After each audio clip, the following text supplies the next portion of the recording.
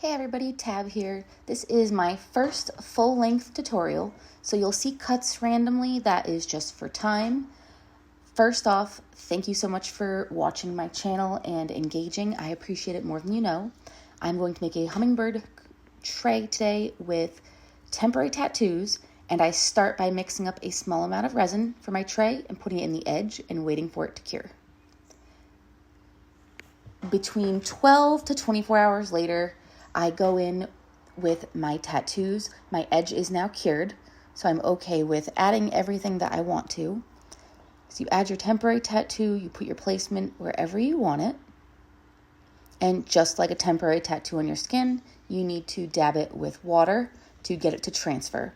I put my temporary tattoos directly onto the silicone mold because afterwards, when I demold it, I put a thin layer of clear resin over the top to seal them in. I do this way instead of putting resin down first and letting that cure, because no matter what, I am always putting a thin layer of resin on the top of my trays and coasters that have an edge because it gives it extra shine. So I'm not going to speed any of this up. It's going to be just the entire process so you can just see firsthand exactly what I do. I checked it, it was not ready yet, so I decided to obviously do a little bit more patting with the water. Pat, pat, pat for days, pat, pat, pat. And now it should be done. It is done. So we have our first tattoo on here. We have some purple flowers, skipping right over to our hummingbirds. I decided to do 2 hummingbirds on this tray. I had just been asked if I could do one that had a blue edge, so that's what I did. I wanted the little hummingbird, I don't know, mouth thing, I don't know what it's called, to kind of look like it was poking to go into the flower. So you can see I kind of overlapped them slightly, and that is so it would look like it was going to, I don't know, smell the flower. I don't know. I'm not a bird enthusiast, but they look great.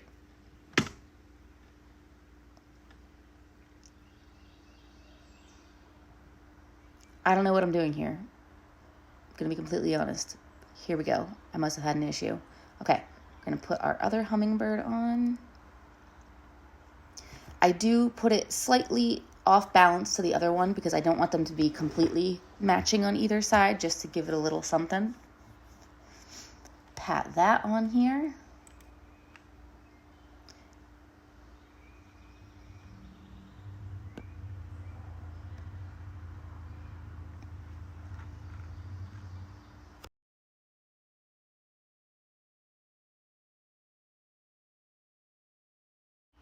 And ready to remove.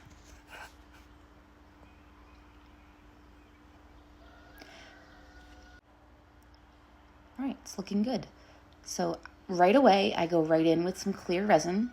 I make sure there's no residual water from when I patted the tattoos on. You don't want any water in there, so I just dab up the water with a dry paper towel. So I'm just putting a thin layer on here because I'm going to do the crinkled velvet effect with my saran wrap. With my saran wrap, I give it 2 or 3 squirts of isopropyl alcohol. That ensures that no bubbles get trapped between the plastic wrap and the resin. So I put it over it and then I tap right in the center, and you can see it just immediately covers the entire thing. Oh, I had a little bubble, so I just lift it up a little bit and put it back down. I'm just letting that air get through there to pop the bubble. Perfect.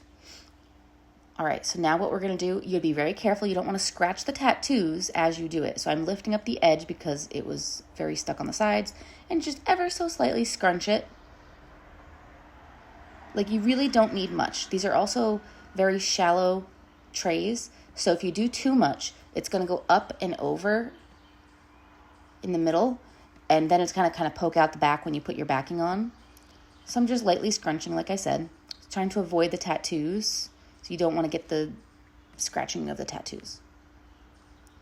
All right, how I do my crinkled effect is once I'm done crinching, whatever, I'm going to push in the sides ever so slightly, because if you don't do that, As the resin cures, it's going to expand as it gets warm and then immediately pull back in. That's just what resin does. It expands and then shrinks. So if you don't do this, your resin is going to expand out over the edge because it's grabbing onto that saran wrap and just flowing right over it. This way, it just alleviates a lot of cleanup. About 8 to 9 hours later, I take off my saran wrap. It makes it so much easier to remove if you take it off in about this time frame. Your resin should be tacky but not sticky. That also makes it so your mica powder sticks to it that much better. So I'm just taking my mica powder of choice and putting it right on here. I went with more of an iridescent kind of, I think I went blue. Yes. So I just get it all over it, move it all around with your brush. You would want a soft, bristled brush. You don't want anything too abrasive.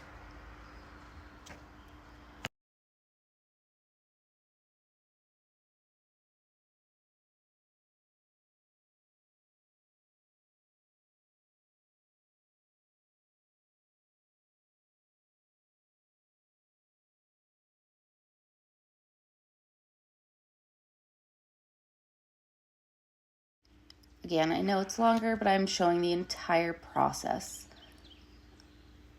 Oh, I found a tiny bit of plastic wrap stuck in there. I just took it out. That happens sometimes. That's why I like to get to it earlier so it doesn't cure and get stuck in all the little crevices. All right, we're almost done here. I'm just kind of getting some excess and moving it around so there's no abundance in any one spot. And now we are ready to go right into our backing. On the tattoos, you need a lighter back or it's just going to drown out the tattoos. You're not going to be able to see them. So my go-to is always white or clear, but white is usually my go-to because I like to put mica powder behind it.